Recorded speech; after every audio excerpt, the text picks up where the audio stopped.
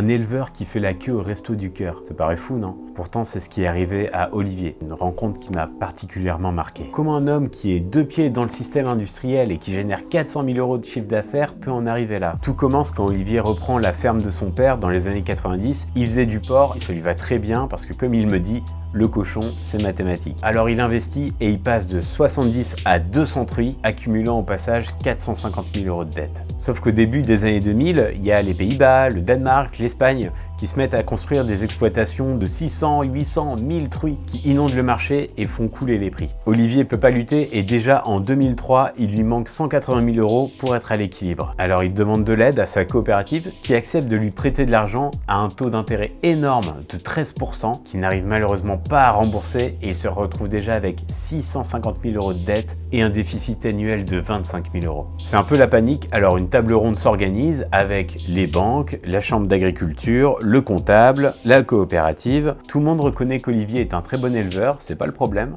Donc on décide simplement d'allonger sa dette de 8 ans afin que toutes les personnes autour de la table puissent bien être payées. Parce qu'au milieu de ces discussions financières, il y a un point qui n'est jamais évoqué, c'est qu'Olivier ne s'est pas versé un seul centime depuis plusieurs mois. Et ça, apparemment, ça ne choque personne. À tel point qu'un jour, Olivier demande à sa coopérative juste 500 € afin de pouvoir nourrir sa famille et la coopérative refuse. C'est à ce moment-là qu'il se tourne vers les restos du cœur. Il me dit, c'est arrivé 3 ou 4 fois, ça fait bizarre, mais quand t'as 3 gamins, t'as pas le choix. Olivier, qui nourrit la France, ne peut même pas nourrir sa propre famille. Et pourtant, il refuse d'arrêter. Il veut absolument sauver la ferme de son père. Il est à la recherche de toutes les solutions possibles qui peuvent sauver son exploitation et sa coopérative lui propose quelque chose, de prendre des truies transgéniques qui viennent de Chine, qui peuvent accoucher jusqu'à 20 porcelets, quand bien même elles n'ont que 14 tétines. Du coup, il est obligé d'entasser ces animaux. Comme il me dit, dans des cases prévues pour 23 porcelets, on en mettait jusqu'à 40. D'ailleurs, ces animaux manquent de s'étouffer plusieurs fois. Olivier me dit même qu'il était réduit à calculer la quantité d'air qu'ils avaient le droit de respirer.